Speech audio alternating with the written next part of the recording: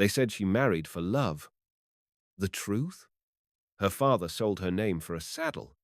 What comes next will break you. The courthouse clock chimed 7 when Mercy Caldwell stepped onto the depot platform, her father's hat box clutched tight against her ribs. Frost glazed the boards under her boots, and her breath rose like little ghosts. $17 in her pocket, just enough for passage west, and one hot meal. The hat box held the rest of her life. Her mother's ring, 2 letters of character, and the marriage certificate signed yesterday. Thomas Garrett met her when the stage rattled in, tall and steady, grey eyes direct. He didn't press when she kept her distance, only said, "Supplies are loaded. A room's ready, when you're comfortable." His courtesy felt like a promise, more binding than the ink on the paper. By the time the stage reached Brennan Creek, she'd seen enough to know his steadiness wasn't for show. Townsfolk greeted him with quiet respect, and at the ranch a woman named Elena welcomed her with coffee and warm biscuits. The house was clean, flowers waiting on the table, a small room prepared for her alone. Mercy set the hat box on the bed, still guarding the last pieces of her old life, and told herself she was ready to learn the new one. The house's interior surprised her with its orderliness, clean floors, sturdy furniture, and windows that let in generous light. Thomas had clearly prepared for her arrival. Fresh flowers on the kitchen table, extra blankets folded at the foot of a narrow bed in what was obviously meant to be her private room. "The cattle keep me busy most days," Thomas explained, setting her carpet bag beside the bedroom door. "But I'm usually back by supper. Elena comes 3 days a week, Mondays, Wednesdays, and Fridays." Mercy nodded, calculating the rhythm of her new life. "What would you like me to do?" The question seemed to catch him off guard. "Do? I'm not here as decoration," she said, more sharply than intended. "I can work." Thomas glanced at Elena, who was bustling around the kitchen with practiced efficiency. "Well, there's the garden come spring. And the books could use attention. I'm better with cattle than numbers. I kept the accounts at Morrison's Mercantile for 2 years, Mercy said. "I know figures. That'd be helpful." He retrieved his hat from the table. "I should check on the stock. Elena will show you around, help you get settled." After he left, Elena poured coffee and sat across from Mercy at the kitchen table. "He's nervous," she said matter-of-factly. "About what?" "Having a wife. Never been married before, and he's set in his ways." Elena stirred honey into her coffee. "But he's a good man. Pays fair wages, doesn't drink to excess, treats his animals well. You could do worse." Mercy opened the hat box and withdrew the marriage certificate, spreading it flat on the table. The ink was still dark, the signatures still sharp. "It's all legal?" "Course it is." Pastor Mills performed the ceremony proper, filed the papers at the courthouse. Elena studied Mercy's face. "You having doubts?" "I'm having thoughts," Mercy admitted. "Yesterday I was Mercy Caldwell, owing money I couldn't pay, with nowhere to go. Today I'm Mrs. Thomas Garrett, sitting in a house with good windows and coffee that doesn't taste like mud. It's a considerable change." "Change can be good," Elena said, especially when the alternative was worse. Through the window, Mercy could see Thomas checking fence posts in a nearby pasture. He moved with the steady gait of a man who knew his business, stopping to examine each post, testing the wire tension. "What does he expect of me?" Mercy asked. Elena refilled their cups. "Companionship, I'd guess. House feels different with just one person rattling around in it. And maybe," she paused diplomatically, "maybe a family, eventually. But he's not the pushing kind." Mercy touched her mother's ring through the fabric of her coat pocket. A family required more than legal documents and good intentions. It required trust, affection, the kind of closeness that couldn't be purchased for $17. "Show me the books," she said. Elena led her to a small room off the main parlor that served as Thomas's office.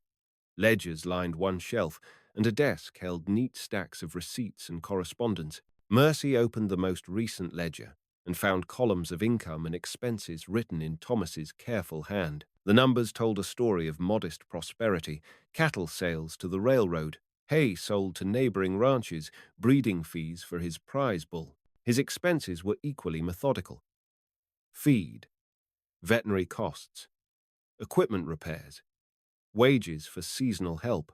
He's careful with money, Mercy observed. Has to be. Ranching's feast or famine, and he survived 2 hard winters and a drought. Mercy ran her finger down a column of figures, noting a discrepancy. This entry, $37 for supplies but no itemization. Elena leaned over her shoulder. That'd be from last month. He bought things for your arrival. New linens, extra food stores, that mirror in your room. The thoughtfulness of it struck her unexpectedly. While she'd been signing marriage papers out of necessity, he'd been preparing a place for her with genuine care. At noon, Thomas returned for dinner. Elena had prepared roast chicken and root vegetables, and they ate with the kind of polite conversation typical of new acquaintances. He asked about her journey, her impressions of the ranch. She inquired about his cattle, the local weather patterns. I looked at your ledgers, Mercy said as Elena cleared the plates. The bookkeeping is precise, but you might benefit from more detailed categorization. Thomas leaned back in his chair. How so? Separate accounts for different types of expenses. Feed costs, equipment, labor. It would help you see patterns. Identify areas where you might save money or need to invest more. That sounds useful, he said. Would you be willing to take that on? Yes. The prospect of meaningful work, of contributing something valuable, eased another knot of uncertainty in her chest. After dinner, Thomas returned to his cattle, and Elena departed for her own home. Mercy found herself alone in the house for the first time, free to explore without feeling watched. The parlor held a small library, practical volumes on cattle ranching and veterinary medicine, plus a few novels and a volume of poetry. Thomas's bedroom door stood open, revealing a simple space with military neat organization. Her own room adjoined the parlor, with its narrow bed and the mirror Elena had mentioned. Mercy unpacked her few belongings, placing her mother's ring in a small dish on the dresser and arranging her letters of character beside the mirror. The hatbox she set on the floor beside the bed, within easy reach. As afternoon shadows lengthened, she began reorganizing Thomas's office, creating new categories in his ledger system and sorting receipts by type. The work felt familiar, comforting in its logic and order. Thomas found her there when he returned at sunset, bent over the desk with ink-stained fingers and receipt stubs organized in precise piles. Making progress? He asked from the doorway. I've identified several areas where you can track costs more efficiently, Mercy said, looking up. And you're spending more on hay than you need to. Johnson's ranch is selling at 12 cents per bale. You've been paying 15 at the co-op. Thomas stepped into the room, studying her work. How did you learn Johnson's prices? I asked Elena. She knows all the local suppliers. A slow smile crossed his face. That's smart thinking. It's practical thinking, Mercy corrected. Every nickel we trap is a calf we don't have to sell early. Same thing, in the end. He lingered in the doorway, hat in his hands. Elena left supper, warming on the stove. You? Hungry? They ate together as the last light faded outside the kitchen windows. The conversation came easier this time. Discussion of ranch business, local suppliers, the upcoming cattle drive to the railroad depot. Mercy found herself contributing ideas, suggestions for improving efficiency and reducing costs. You have a head for this, Thomas observed, serving her more stew. I like problems that have solutions, she replied. After supper, they sat in the parlor while Thomas reviewed the day's work notes. Mercy mended a torn seam in her traveling dress, the kind of domestic task that felt normal despite the strangeness of their circumstances. Tomorrow I'll ride out to check the north pasture, Thomas said. Could be gone most of the day. You'll be all right here? I have plenty to do with the books, Mercy said. And I'd like to explore the property, get familiar with the layout. Stay close to the house for now, he cautioned. Country's mostly safe, but there's always the chance of trouble. The protective concern in his voice reminded her that she was no longer entirely responsible for her own safety. It was another adjustment, having someone who cared whether she came to harm. At 9 o'clock, Thomas banked the fire and wished her good night. Mercy retired to her room, changing into her nightgown and brushing her hair in front of the new mirror. The woman looking back at her seemed like a stranger, married, settled, no longer calculating which possessions she could sell to pay debts. She opened the hatbox and withdrew her mother's ring, slipping it onto her finger for the first time since her father's funeral. The gold felt warm against her skin, a connection to better times and the hope that they might come again. Through her bedroom window, she could see light still burning in the barn. Thomas, probably checking on the animals one last time before bed. The sight of that distant light, the knowledge that someone else was keeping watch, made the darkness feel less empty. Mercy blew out her lamp and settled into bed, listening to the night sounds of her new home. Cattle lowing in distant pastures, wind moving through the eaves, the settling of old wood.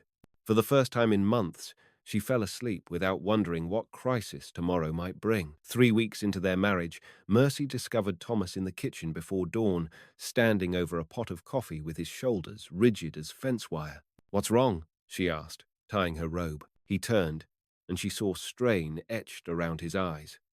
"Johnson sent word. His cattle are showing signs of blackleg. If it spreads," Mercy knew enough ranch business by now to understand the implications. Blackleg could devastate a herd, and Johnson's spread bordered Thomas's north pasture. A disease outbreak could mean financial ruin. "What do we do?" she asked. The question surprised him. She'd said "we" without thinking, claiming partnership in his troubles. But as Thomas began explaining the need to isolate their herd, vaccinate what cattle they could afford to treat, and prepare for potential losses, Mercy found herself thinking not as a temporary resident, but as someone whose future depended on the ranch's survival. "I'll need to ride out at first light," Thomas said, pouring coffee with hands that trembled slightly. "Check every animal. Look for any signs of infection. How can I help?" Thomas paused, cup halfway to his lips. "It's dangerous work. Sick cattle can be unpredictable. I didn't ask if it was dangerous. I asked how I could help." Something shifted in his expression, recognition, perhaps, or respect. "Can you handle a horse?" "I can learn." By sunrise, Thomas had saddled a gentle mare named Belle and was teaching Mercy the basics of mounted cattle inspection. She proved a quick student, though her muscles protested the unaccustomed activity. They rode to the north pasture together, where 43 head of cattle grazed in morning mist. Thomas showed her what to look for: limping that might indicate leg swelling, animals standing apart from the herd, signs of labored breathing. At midday, they stopped to rest in the shade of a cottonwood tree, sharing water and the cold biscuits Elena had packed. Thomas leaned against the tree trunk, hat pushed back, studying Mercy with something approaching wonder. "What?" she asked. "Most women wouldn't choose to spend their honeymoon doctoring cattle," he said. "Most women didn't marry strangers for practical reasons," Mercy replied. Then, more softly, "But we're not strangers anymore, are we?" Thomas considered this. I don't suppose we are." He reached into his saddlebag and withdrew a small wooden box. "I meant to give this to you on our wedding day, but things moved so fast." Inside the box was a silver ring, simple but well made, sized to fit her finger. Not expensive, but chosen with care. "It's not much," Thomas said.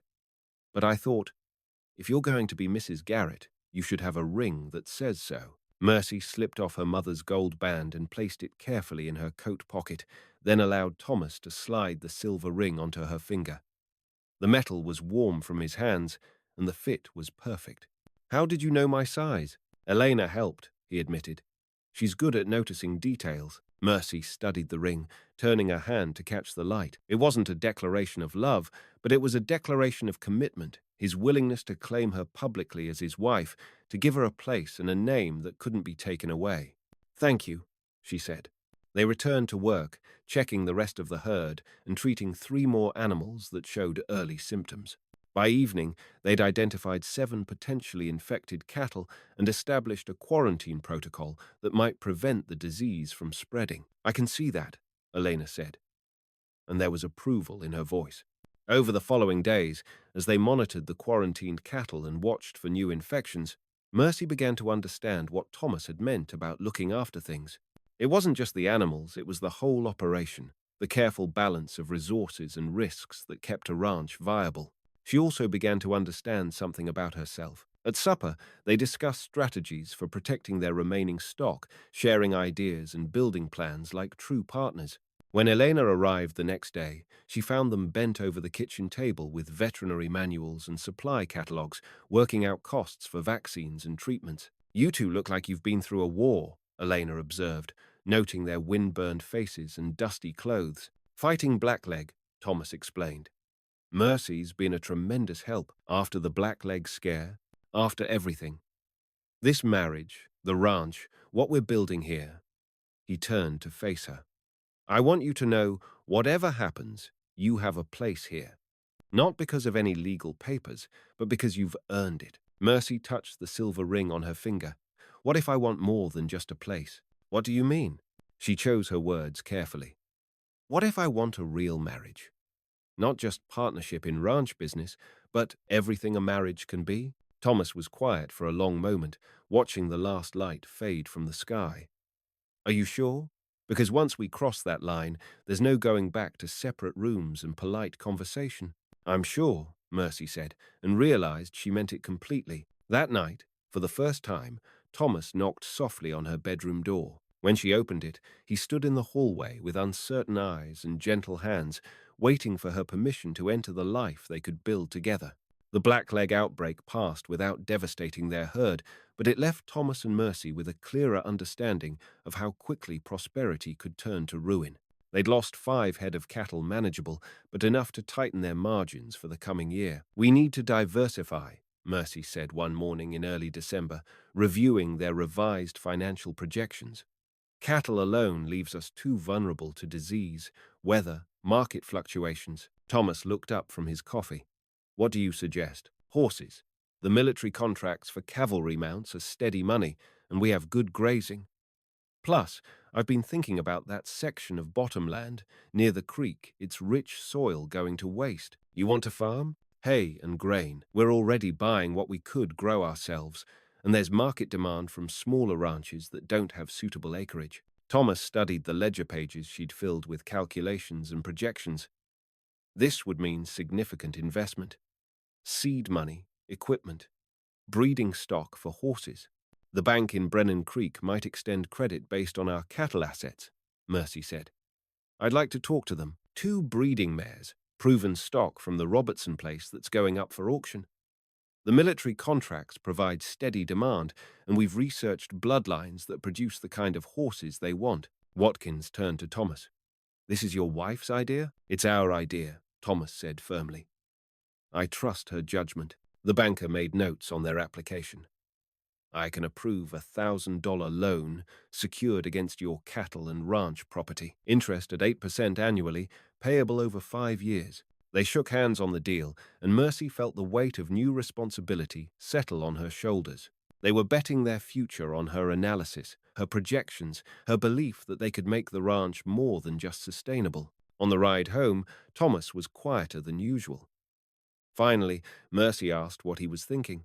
"A year ago, I was a bachelor cattleman with modest goals and simple problems," he said. "Now I'm married to a woman who wants to revolutionize the operation and taking on debt that could cost us everything." Having second thoughts? Thomas glanced at her, and his expression softened. "Number. Surprised thoughts. Maybe. I expected a quiet partner who'd keep house and help with the books. Instead, I got someone with bigger ambitions than my own. Is that a problem?" "It's an opportunity," he said. "If we can pull it off." They spent the winter planning their expansion, studying horse bloodlines and crop rotation schedules.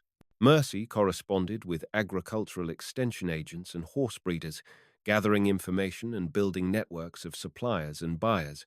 In January, they attended the Robertson estate auction, competing with other ranchers for the breeding stock Mercy had identified. The bidding was aggressive, but they came away with 2 mares and a young stallion, the foundation of their horse breeding program.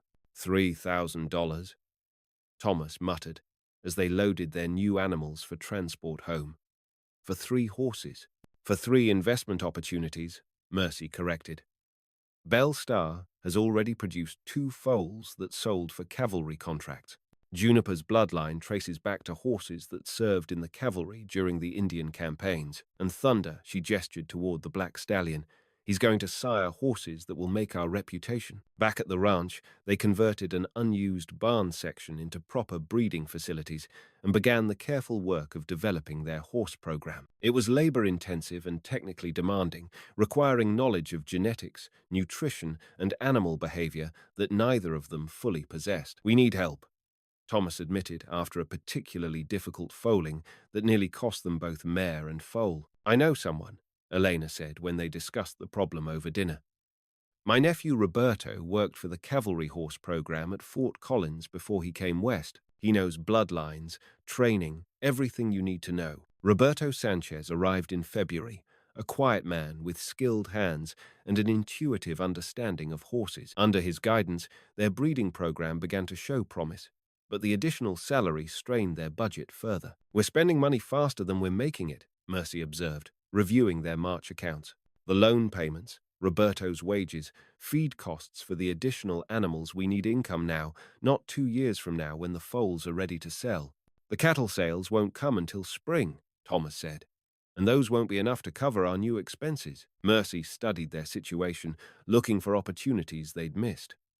What about the hay operation? We've got that bottom land prepared, and there's early demand from ranches that lost winter feed to the hard freeze. Plant hay in March? Plant oats. Fast-growing, good cattle feed, and we can get 2 crops before winter if we manage it right. It was a gamble. Early planting risked late frost damage, and oats required different handling than hay. But with Roberto's help, they prepared the fields and seeded 40 acres of bottomland with the hardiest oat varieties they could find. The work was exhausting. Thomas and Roberto handled the heavy field preparation, while Mercy managed logistics, seed procurement, equipment rental, coordination with potential buyers. Elena pitched in when she could, bringing meals to the fields and helping with the horses when the men were busy with crops. In April, their efforts began paying off. The oat crop emerged strong and green, and their first horsefoal, Bell Star's colt, showed the quality bloodlines that would command premium prices. Military contractors began expressing interest in their breeding program, and local ranchers placed advance orders for oat hay. But success brought new challenges. Mercy found herself managing a complex operation that required constant attention to markets, weather, animal health, and financial planning. The responsibility was exhilarating but overwhelming. Sometimes I wonder if we took on too much, she confided to Thomas one evening as they reviewed crop reports and breeding schedules. Having doubts? Having fears, she admitted. What if we can't make the loan payments? What if the crops fail or the horses don't sell? What if I've led us into something we can't handle?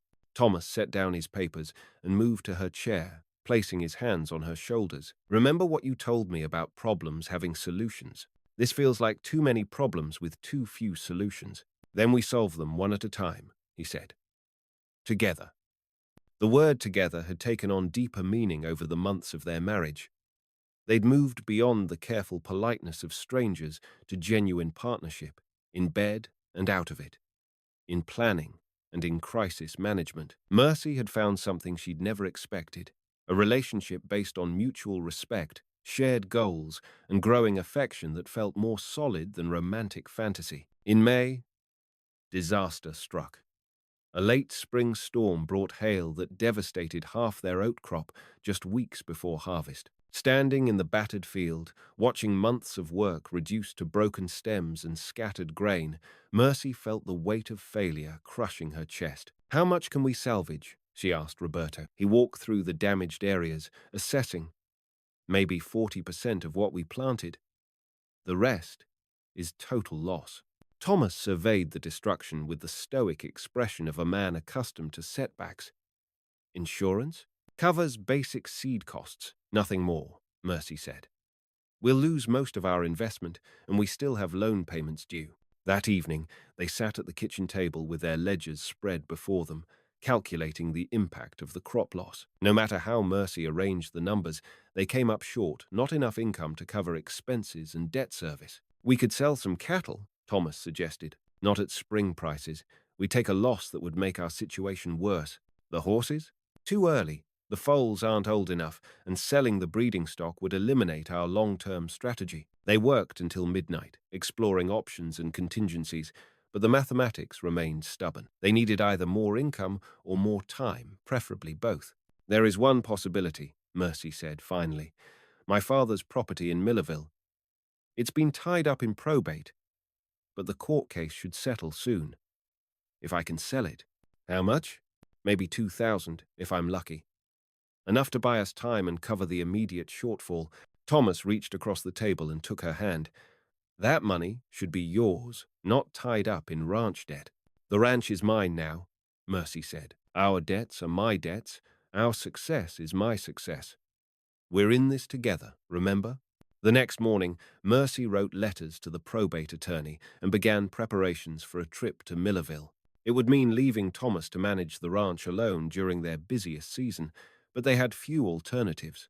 As she packed her traveling bag, Mercy reflected on how much had changed since she'd first made this journey as a desperate woman with no options. Now she was returning as a married woman with stakes in a growing operation, fighting to preserve something she'd helped build rather than running from something she'd lost. The hatbox sat on her dresser, mostly empty now, her mother's ring relocated to her jewelry drawer, the marriage certificate filed with their other important papers.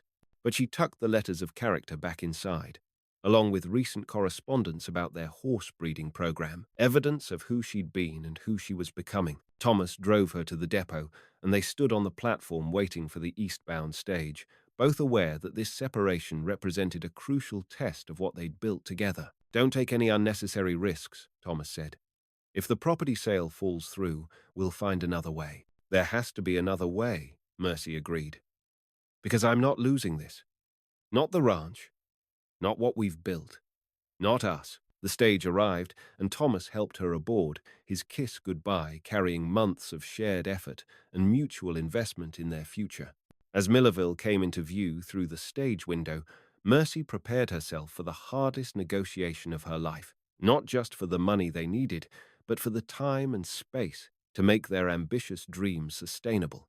The courthouse in Millerville looked smaller than Mercy remembered, its brick facade weathered by another hard winter. She climbed the steps with the hatbox under her arm, carrying documents that would either save their ranch or force them into bankruptcy. Inside, probate Judge Morrison reviewed her father's case with the weary efficiency of a man who'd overseen too many family tragedies. Property's been appraised at $1,800, he announced. But there are outstanding liens, medical bills, merchant debts, back taxes. After settlements, you're looking at maybe $1,200 in net proceeds. $1,200. Not enough to cover their shortfall and keep the ranch viable through the summer. Mercy felt her carefully constructed plans crumbling. However, Judge Morrison continued. There's been an inquiry about the property. Railroads looking to extend their spur line through that section. They've made an informal offer of $2,500, contingent on clear title. Mercy's pulse quickened. $2,500 would cover their immediate debts and provide operating capital through harvest season. What do I need to do? Sign the settlement papers, clear the liens, then negotiate directly with the railroad representative. He's staying at the hotel through Friday. The church bell across the square chimed 11 as Mercy emerged from the courthouse. She had until Friday, 3 days to complete the sale and return to the ranch before their loan payment came due. Time enough, if everything went smoothly. At the hotel, she found the railroad representative, a sharp-eyed man named Hutchins, who evaluated her with the calculating gaze of someone accustomed to driving hard bargains. Mrs. Garrett, he said, consulting his notes. I understand you're the daughter of deceased William Caldwell, sole heir to the property in question. That's correct. Mercy set the hatbox on the table between them, a gesture of businesslike determination. Our surveyors indicate the property would serve our purposes, but frankly, we have other options. I'm authorized to offer $2,200. Final offer. $2,200 was less than she'd hoped, but still enough to stabilize their finances. Mercy calculated quickly after clearing liens and legal fees. She'd net perhaps $1,800. Adequate, but barely. $2,500, she counted.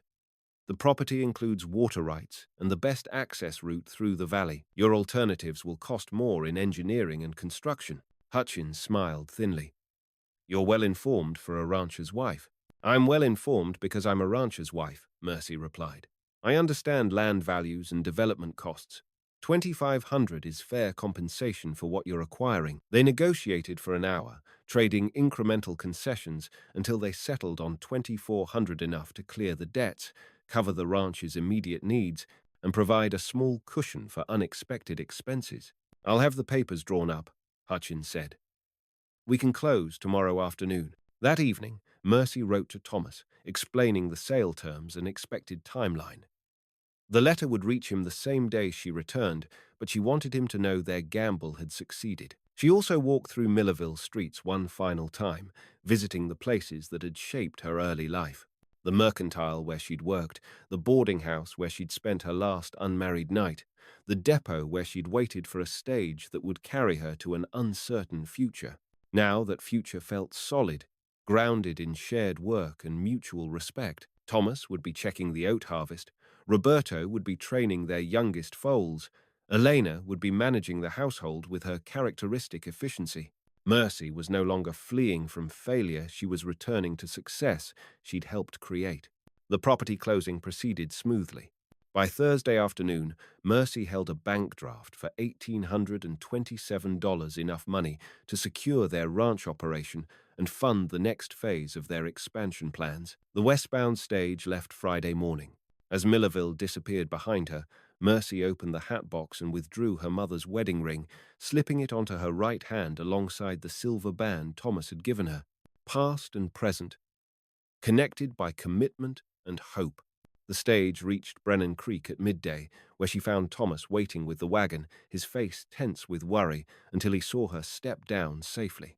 "How did it go?" he asked, helping her aboard. Mercy handed him the bank draft. "Better than expected." The railroad wanted the property for a spur line extension. Thomas examined the draft, and she watched relief wash over his features. "This will cover everything: the loan payment, operating expenses, even some reserve for emergencies." "It will do more than that," Mercy said. "It will give us time to prove our horse breeding program and establish the hay operation.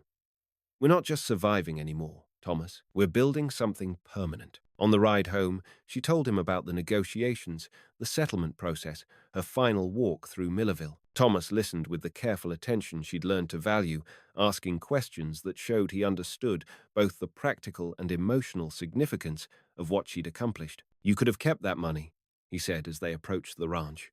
"Started over somewhere else, independent." "Independent of what?" "This is my home now. These are my debts, my investments, my future." She gestured toward the fields where their oat crop was nearing harvest readiness. "I chose this life, Thomas. All of it." The ranch looked prosperous in the afternoon. Light cattle grazing on green pastures, horses moving with trained precision in the practice corral, buildings maintained and purposeful. Roberto emerged from the barn to wave them in, and Elena appeared on the porch, wiping her hands on her apron in the familiar gesture of someone interrupting work to welcome family home. That evening, they sat on the porch reviewing the updated financial projections that Mercy's property sale had made possible. The numbers told a story of stability, achieved through partnership, risk-taking tempered by careful planning, success built on mutual trust and shared effort. "What's next?" Thomas asked, setting aside the ledgers. "Next, we harvest the oats, train the foals, and plan for next year's expansion." Mercy leaned against his shoulder, watching stars emerge in the darkening sky. "Next, we keep building what we started." The church bell in Brennan Creek chimed 9 times, carried on the evening wind.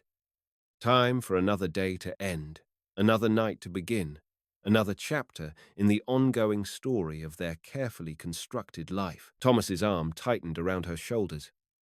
"No regrets?" Mercy thought about the $17 that had brought her here, the marriage certificate that had changed her name, the months of work that had transformed her from desperate refugee to genuine partner in a thriving operation. "No regrets," she said. "Only gratitude." Above them, the first stars appeared over the mountains, points of light in the vast western sky that no longer seemed empty but full of possibility. 1 year later, Mercy stood in the same depot where she'd first arrived as Thomas's mail-order bride, but now she carried a leather satchel instead of a battered hat box, and her destination was the bank rather than an uncertain future. The horse breeding program had exceeded all projections. 3 cavalry contracts, 2 breeding agreements with neighboring ranches, and a waiting list for their next year's foals. The diversified farming operation had proven equally successful, their hay commanded premium prices, and the oat crops had established them as reliable suppliers to the regional market. Mrs. Garrett, Harold Watkins greeted her with the respectful enthusiasm reserved for valued customers. "I trust this visit brings good news? The best kind," Mercy replied, placing a check on his desk. "Final payment on our loan. 18 months early." Watkins examined the check with satisfaction. "Remarkable achievement. When you first came to me with that expansion plan, I had my doubts. But you took the risk," Mercy observed. "That made all the difference." Walking back to the depot, she reflected on the transformation a single year had brought. The desperate woman who'd sold herself for the price of a saddle had become a respected businesswoman whose opinions carried weight in agricultural circles. The marriage of convenience had evolved into genuine partnership based on mutual respect, shared goals, and deepening affection. The westbound stage carried her home through familiar countryside.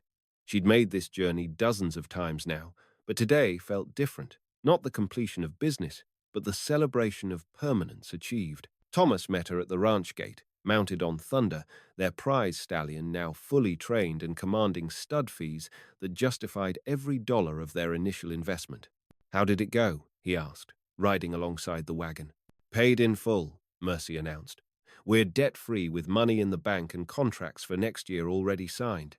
That evening, they walked through their property as the sun set over the mountains. The original cattle operation remained the foundation of their success, but it was now part of a diversified enterprise that included horse breeding, crop farming, and a growing reputation for agricultural innovation. "Remember when you said I had a head for this business?" Mercy asked as they checked the horses in the evening pasture. "I remember thinking you were trouble," Thomas replied with a smile. "The kind of woman who'd change a man's quiet life beyond recognition. Was I wrong to do that?" Thomas considered the question seriously. "You gave me something I didn't know. I wanted a true partner, someone who shared the work and the risks and the rewards. I thought I was buying companionship for the price of a saddle. Instead, I got a business partner, a lover, and a friend." They paused at the fence where Belle Starr grazed with her yearling colt, both animals representing the successful breeding program that had secured their future. In the distance, Roberto was securing the barn for the night, and Elena's lamp glowed in the kitchen window where she was preparing tomorrow's bread. "What comes next?" Mercy asked. "Whatever we decide," Thomas said. "Together." The hat box sat in their bedroom closet now, repurposed to hold important documents, deeds, contracts, certificates that recorded their achievements. But Mercy sometimes opened it just to touch the marriage certificate that had started everything, remembering the desperate courage that had brought her here and the patient work that had transformed necessity into choice. They'd sold her for a saddle, but she'd paid with determination and built something that couldn't be bought or sold, a life earned through partnership, sustained by trust, and enriched by the daily choice to keep building something worth keeping. If something in this story touched you, linger with us. We'll handle the rest.